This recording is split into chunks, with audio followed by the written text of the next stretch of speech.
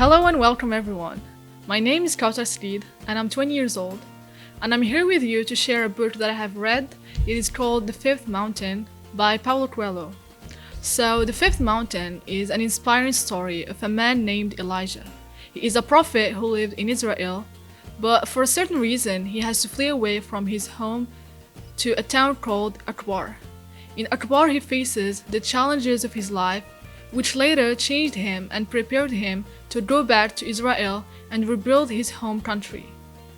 The novel examines the forces of oppression and tyranny represented by Jezebel and corrupt political system of Israel.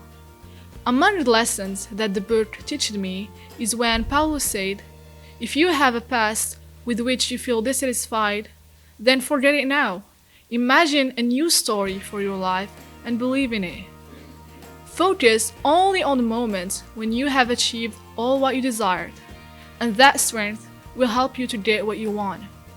Now, in order to motivate you to read the book, which I highly recommend, I would like to take you with me to read some lines from the note from the author. So let's get into it.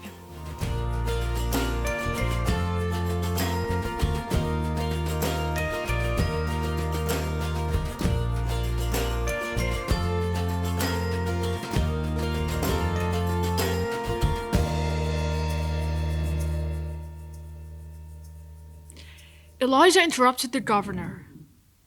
"Then, in whose interest is war?" "The high priest's. I saw that during the Assyrian prisoner's trial." "For what reason?" "I don't know. But he was shrewd enough to convince the commander and the people. Now, the entire city is on his side. And I see only one way out of this difficult situation in which we found ourselves." He paused for a long moment, then looked directly into the Israelites' eyes. "You." The governor began pacing the chamber, his rapid speech betraying his nervousness. "The merchants also desire peace, but they can do nothing. In any case, they are rich enough to install themselves in some other city or to wait until the conquerors begin buying their products. The rest of the populace have lost their senses and want us to attack an infinitely superior enemy. The only thing that can change their minds is a miracle." Elijah became tense. "A miracle? You brought back a boy that death had already claimed. You've helped the people find their way. And though you are a foreigner, you are loved by almost everyone." "That was the situation until this morning," Elijah said. "But now it's changed. In the atmosphere you've just described, anyone who advocates peace will be considered a traitor."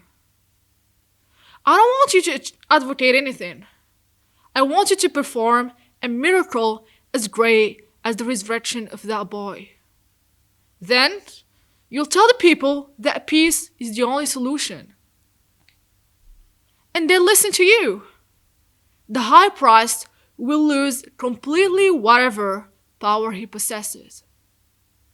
There was a moment of silence. The governor continued, "I am willing to make a pact. If you do what I'm asking, the religion of the one God will become obligatory in Akbar. You will please him whom you serve, and I shall be able to negotiate terms of peace."